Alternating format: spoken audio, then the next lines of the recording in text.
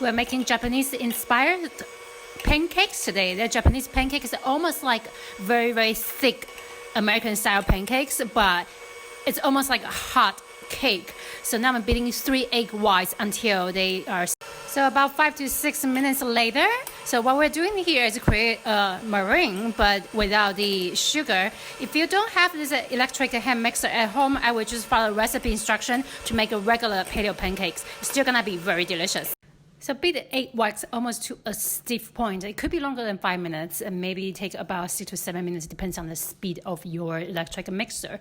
Until they're kind of stiff, now we're gonna work on the wet ingredients.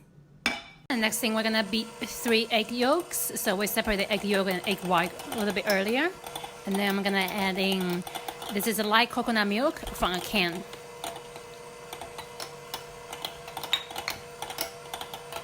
I'm going to add is Tigernut flour. It is paleo friendly. Tigernut flour is not a nut flour. It is a raw vegetable flour.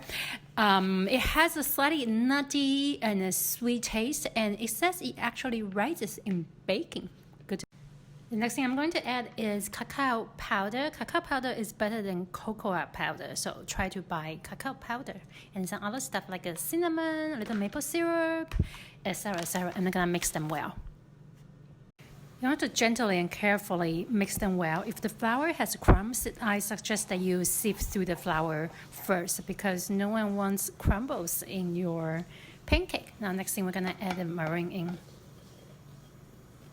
And then we're gonna fold the meringue into our egg butter. Just carefully fold them in, mix them well. You don't want to be rough and break this fluffy meringue texture. This is the way to make fluffy Japanese.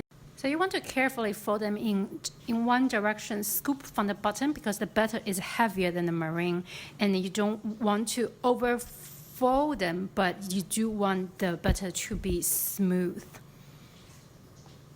I use a rim mold, so this way, because the Japanese style pancake is almost like a hot cake, like thick pancake, so it can create a little shape, and the batter is a little bit thinner than usual, so the mold actually helps to hold the batter. I use cast iron skillet and I preheat it while the rim mold is still cold, so this way they both can heat up evenly.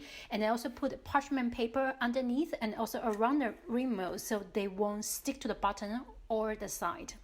Gently pour the batter over carefully, and then make sure you cook it over low heat because we want the center of the pancakes to get cooked through, and then cover it with a lid for about 12 to 15 minutes. Now when the cake is done, I literally just took it out and it just slide out. Amazing! You can use the same technique to fry eggs. Super helpful. And then just the cake. Cute.